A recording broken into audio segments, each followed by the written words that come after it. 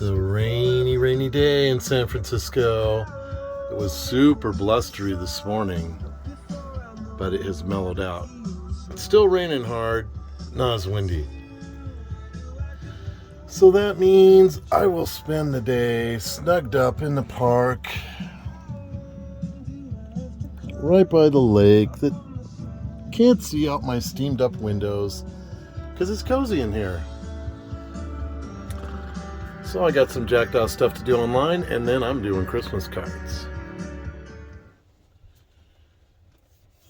Alright, so before I get going with the old Christmas cards here, I had something on my mind, and it was to talk about fear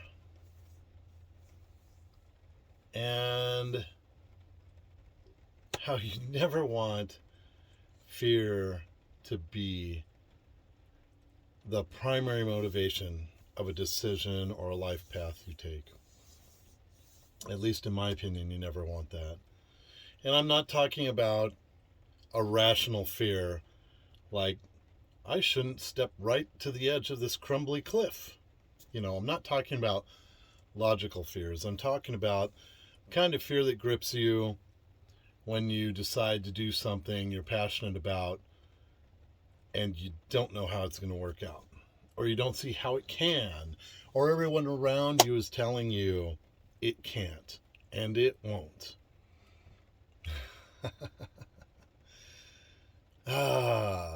They may be right. That's the crazy thing. They may end up being right, and it didn't work out the way that you thought it was supposed to. But the interesting thing is, when you don't let fear keep you from pursuing what's in your heart to do, the way kind of manifests as you move ahead. You have to be flexible. You have to be willing to evolve and change with what you learn, what you're taught by pursuing that thing that you love. And it's an amazing process that's a little harder to see when you're really young. When you get older, like I'm getting older, I can see it so clearly. And when you're older too, the other thing is 5 years doesn't seem like much. When you're in 20s, 5 years feels like a fucking lifetime, when you're a teenager, it feels like an eternity. But when you get older, you start to realize that time is not the issue. And you need to just relax into your flow. And in our culture in the United States, there's not a lot of appreciation for that. Even there's less and less value placed on the creative arts and people who are pursuing a path outside a conventional path. It's interestingly enough, the younger generations are coming up with a great appreciation for alternative living and alternative paths. But they're still bucking up against my generation and another generation or two younger than I, who still want to see things done the way it's done.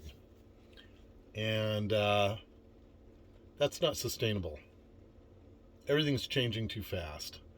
And in this world of just rapid change and everything, I think it's become even more important that people, first of all, become very aware of what's in their heart to do with their lives. Secondly, to have the courage to pursue it.